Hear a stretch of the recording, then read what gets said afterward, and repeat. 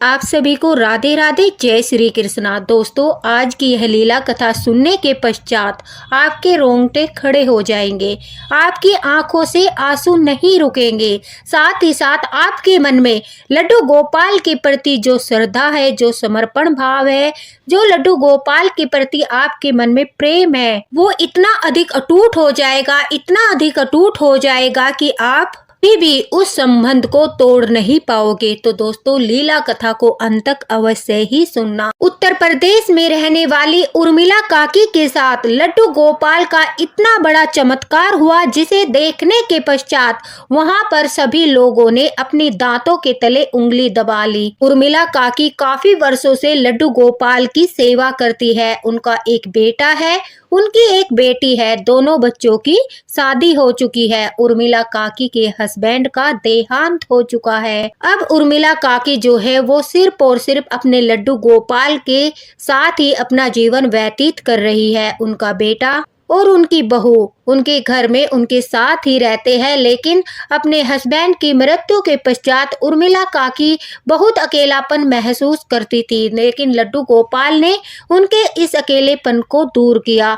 वह हमेशा अपने मन की कोई भी बात होती थी, कोई भी उनके मन में परेशानी होती थी, कोई भी दुख होता था, तो अक्सर आसपास के लोगों ने उन्हें लड्डू गोपाल से बातें करते हुए सुना था।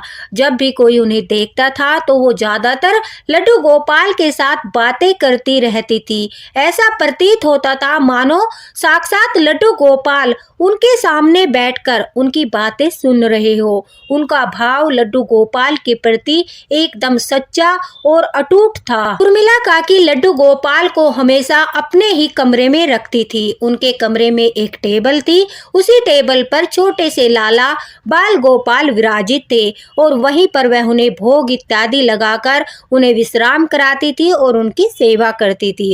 अभी तक उर्मिला काकी ने अपने लड्डू गोपाल की सेवा का उत्तरदायित्व अपनी बहू को नहीं सौंपा था, क्योंकि बहू के मन में वो भाव उन्हें नजर नहीं आए थे जो एक लड्डू गोपाल के मन में होने चाहिए। उन्हें भय था कि कहीं बहू अच्छे से लड्डू गोपाल की सेवा नहीं कर पाएगी, इसलिए जब तक मैं जीवित हूँ स्वयं ही लड्डू गोपाल की सेवा करूंगी। उर्मिला काकी जो है उनकी आयु बहुत अधिक हो चुकी है, यानी 70 प्लस उनकी आयु हो गई है। 70 साल से ऊपर उनकी आयु हो गई है और इस बुजुर्ग अवस्था में ठाकुर जी के लिए भोग बनाना, रोज रोज उन्हें स्नान कराना, ये सब सेवाएं अब उर्मिला काकी से नहीं हो पाती। इसलिए वो ठाकुर जी को जो है तीसरे दिन स्नान कराती है और जो भी उन्हें खाने को दिया जाता है वही भोग वो ठाकुर जी को पहले लगाती है। उर्मिला काकी हमेशा सात्विक भोजन करती है और जब भी उन्हें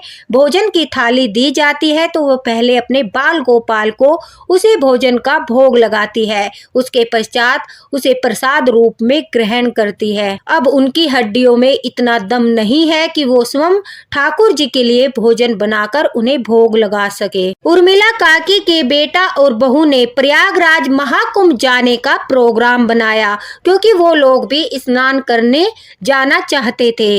और जिस दिन वो स्नान करने के लिए जा रहे थे उस दिन उर्मिला काकी की तबीयत थोड़ी खराब थी, लेकिन उन लोगों ने अपना प्रोग्राम कैंसिल नहीं किया और उर्मिला काकी को छोड़कर प्रयागराज महाकुंभ स्नान करने के लिए अपने बच्चों को लेकर चले गए। उसके पश्चात उर्मिला काकी ने जैसे तैसे करके अपना शाम का भोजन बनाया और ठाकुर जी को भी भोग लगाया। अगले दिन सुबह के समय उर्मिला काकी की तबीयत काफी बिगड़ गई थी। वो अपनी चारपाई से खड़ा भी नहीं हो पा रही थी। ठाकुर जी बिना भोग के, बिना स्नान के वही उनके पास जो है टेबल पर बैठे हुए थे। अब उर्मिला काकी ने जैसे तैसे करके दोपहर के समय फिर से अपने भोजन की व्यवस्था की। जो भी रूखा सूखा बनाया उसका भोग ठाकुर जी को लगाया और फिर स्वयं भी उसी को प्रसाद रूप में ग्रहण किया। दोस्तों उर्मिला काकी के घर लोग ज्यादा आते जाते नहीं थे क्योंकि उनके बेटे का व्यवहार जो है अपने आस पड़ोस के व्यक्तियों के साथ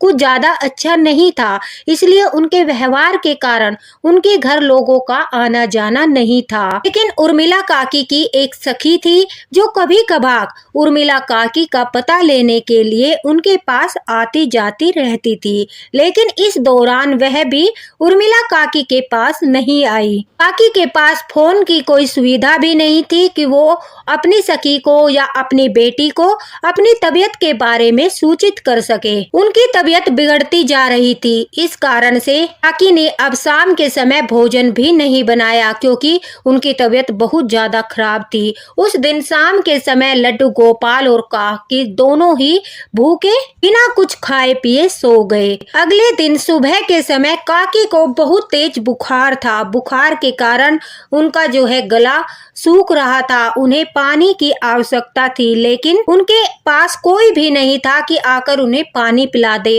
वो बुखार में तड़प रही थी, उन्हें ऊपर से भूख भी लगी थी और लड्डू गोपाल की चिंता भी उन्हें खाए जा रही थी क्योंकि बाल गोपाल ने शाम को भी भोग नहीं लगाया था और अब सुबह के 11 बज चुके थे, अभी तक ठाकुर जी को भोग नहीं लगा था। साथ ही साथ काकी की तबीयत भी बिगड़ रही थी। अब उनकी आंखों में भाव के आंसू आ रहे थे।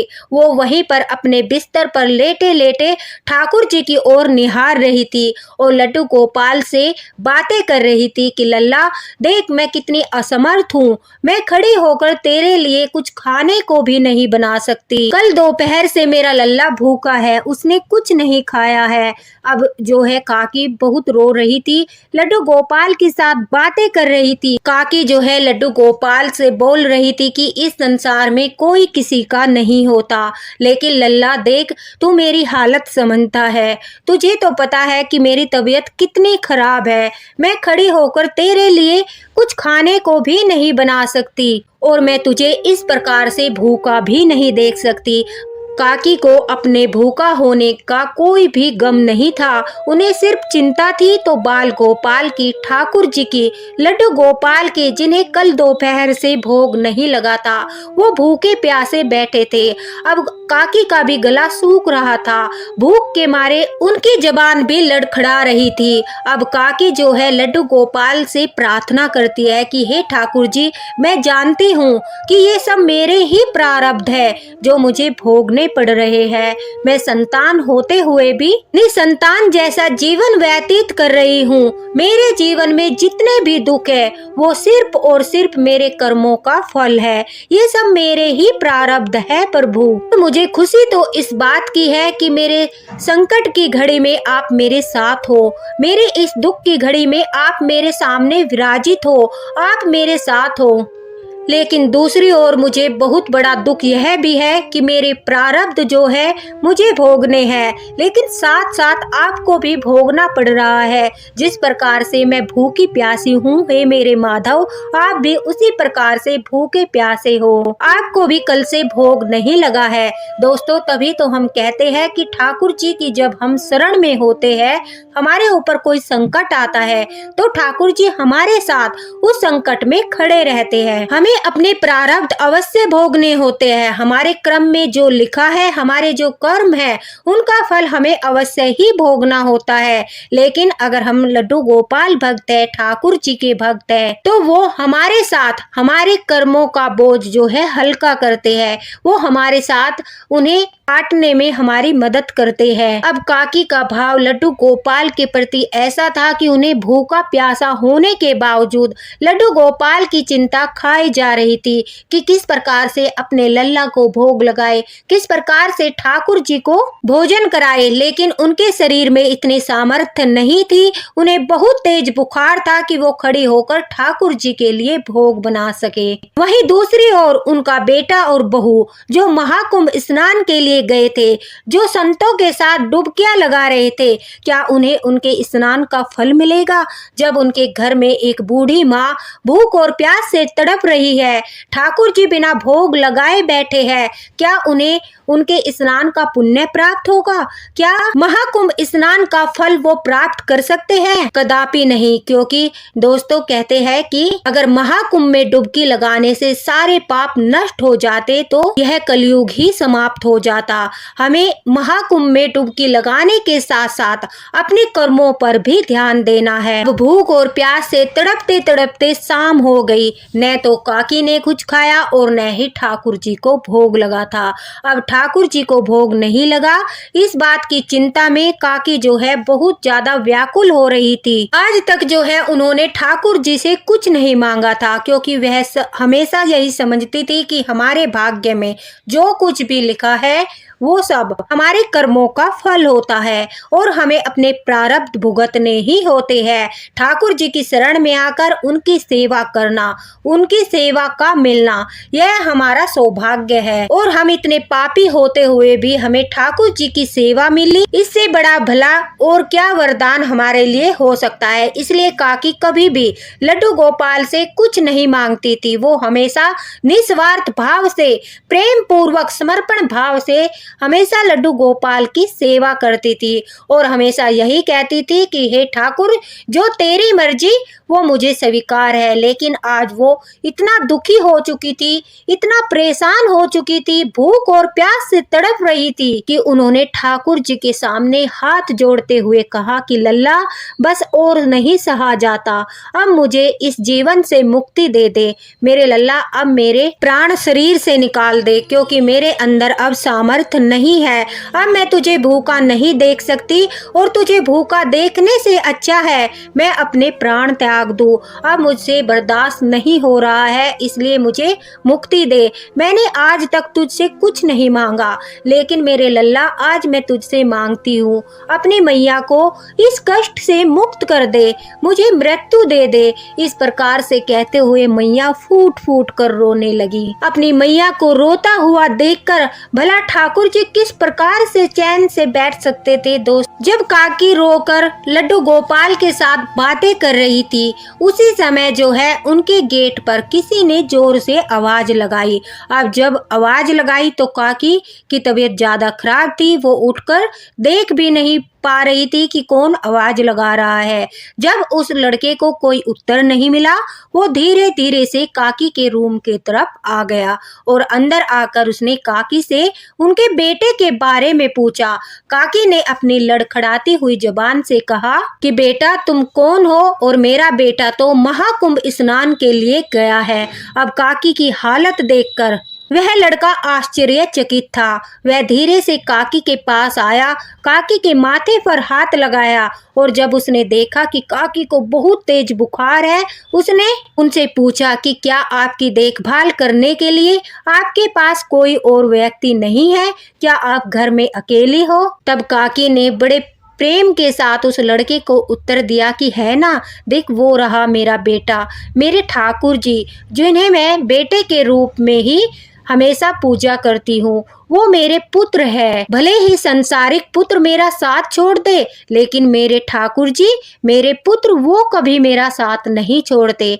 अब काकी की बात सुनकर वो लड़का मुस्कुराया और उसने कहा कि रुकिए, मैं आपके लिए कुछ प्रबंध करता हूँ। कुछ समय के पश्चात वह काकी के लिए दवाई लेकर आया और भोजन लेकर आया। काकी ने सबसे पहले भोजन का भोग ठाकुर जी को लगाया और फिर अपनी दवाई ली। उसके पश्चात काकी को कुछ थोड़ा सा होश आया और उस लड़के की तरफ देखते हुए कहा कि बेटा, तुम कौन हो और कहां से आए हो? तभी उस लड़के ने उत्तर दिया कि मैं आपका दूर का रिश्तेदार हूं और रात काफी होने वाली है, इस वजह से मुझे रुकने के लिए कोई स्थान चाहिए था। तभी मुझे याद आया कि इस गांव में आप लोग रहते हो, तो इसलिए मैं रात गुजारने के लिए आपके पास आ गए। अगर आपको कोई दिक्कत ना हो तो क्या आज रात मैं यहीं पर रुक सकता हूँ, आपकी देखभाल कर सकता हूँ? यह सुनकर काकी भी खुश हो गई, क्योंकि वो पिछले 2-3 दिनों से बिल्कुल अकेली थी, बुखार में तड़प रही थी, भूख प्यास से तड़प रही थी और उस लड़के को देखकर न जाने ऐसा लग रहा था कि कोई अपना आया है। अब काकी ने बड़े प्रेम के साथ उसे कहा, अरे हाँ बेटा, क्यों नहीं, वैसे भी मैं घर पर अकेली हूँ, तुम आराम से 2 दिन तक मेरे साथ रुक सकते हो, क्योंकि मुझे नहीं पता कि मेरा बेटा और बहू कब लौट कर आएंगे। अब 2 दिनों तक उस लड़के ने, कहते हैं कि जो काकी है, उनके लिए भोजन बनाया, उनकी देखभाल की, उन्हें दवाइयाँ दी, दोनों समय भोजन बनाया और काकी की इतनी देखभाल की कि काकी स्वस्थ हो गई और खुशी खुशी वो हर समय अपने ठाकुर जी को भी भोग लगा पा रही थी, स्वयं भी भोजन कर रही थी और दवाइयों का प्रबंध भी हो चुका था। जब काकी ने उस लड़के से उसका नाम पूछा तो उसने अपना नाम गिरधर बताया। दोस्तों, गिरधर नाम सुनकर ही काकी के मन में भाव आया कि है तो मेरे कहना के नाम पर नाम है, गिरधर है, ठाकुर जी भी तो हमारे गिरधर है। काकी कहती है, बड़ा प्यारा नाम है और बड़ा ही प्यारा बच्चा है तूने मेरी कितनी सेवा की है, तुझे इस सेवा का फल अवश्य ही मिलेगा।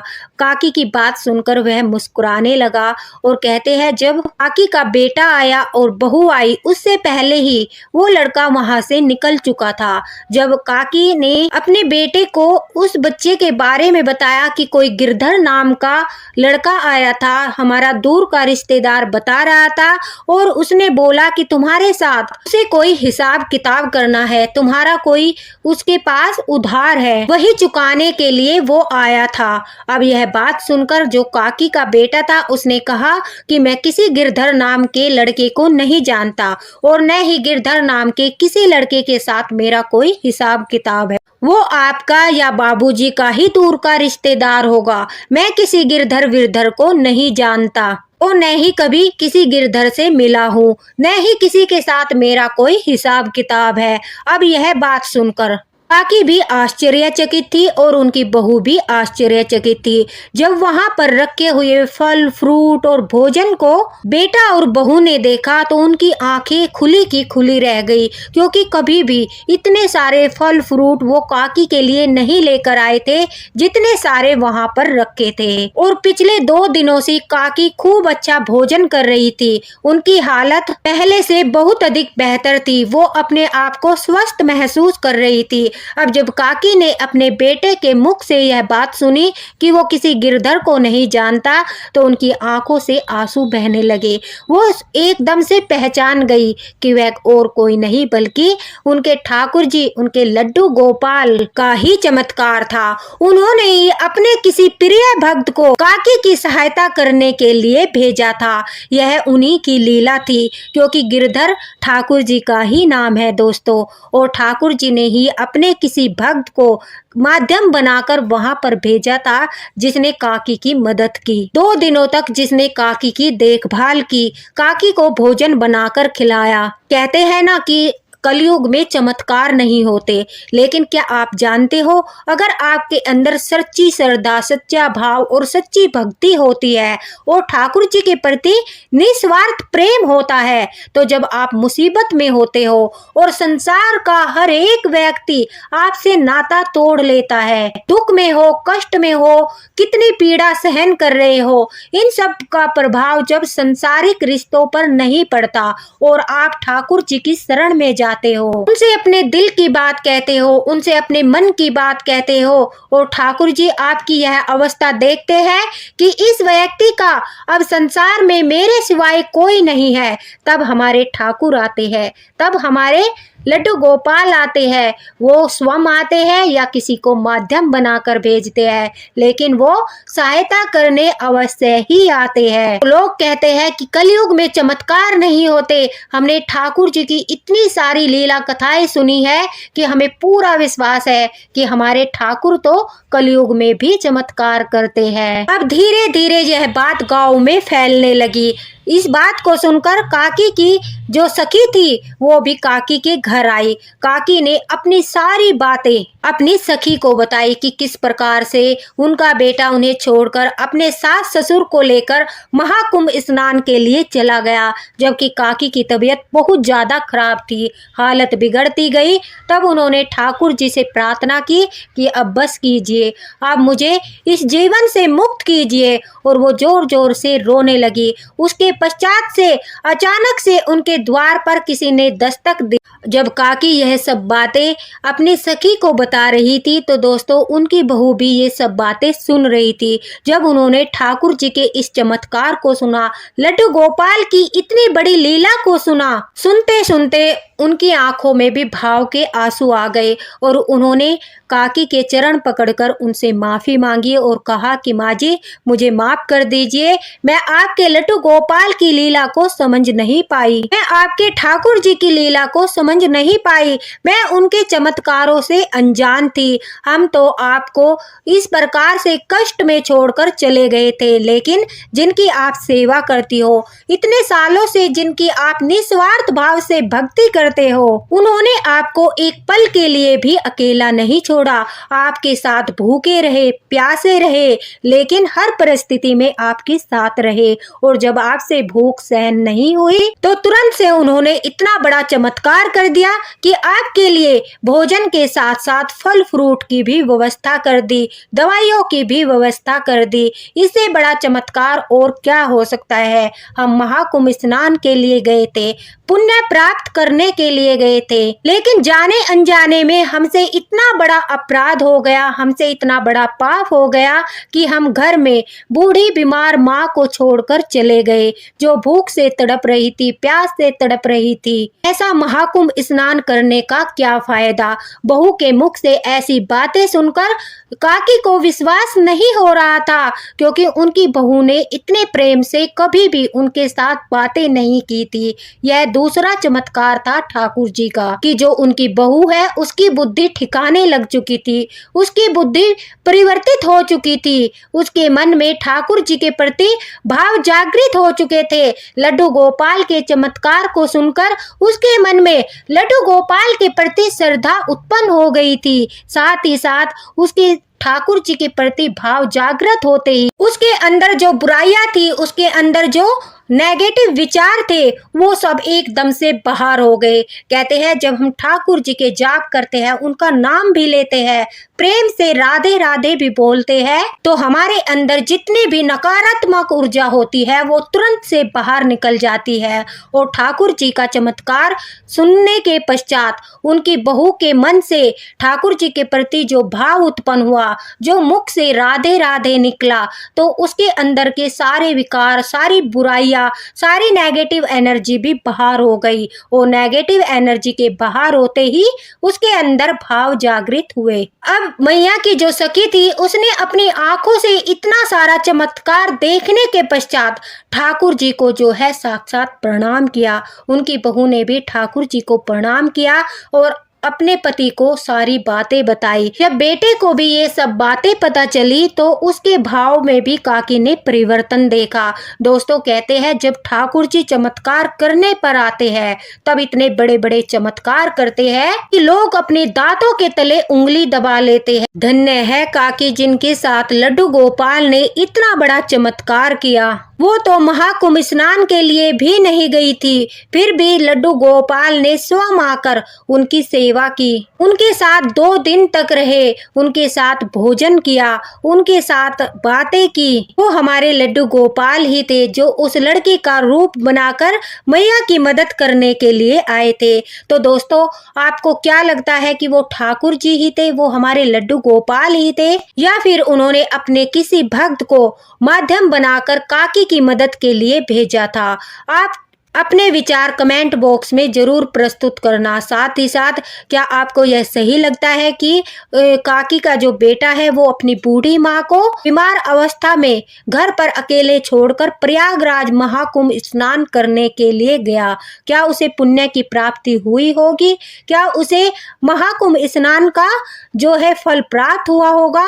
अपना यह विचार भी अवश्य ही कमेंट बॉक्स में लिखना। इसी के साथ राधे राधे, हरे कृष्णा। वीडियो को ज्यादा से ज्यादा शेयर करना ताकि हर लड्डू गोपाल भक्तों तक वीडियो पहुंचे और उनका ठाकुर जी पर श्रद्धा विश्वास और भी अटूट हो जाए।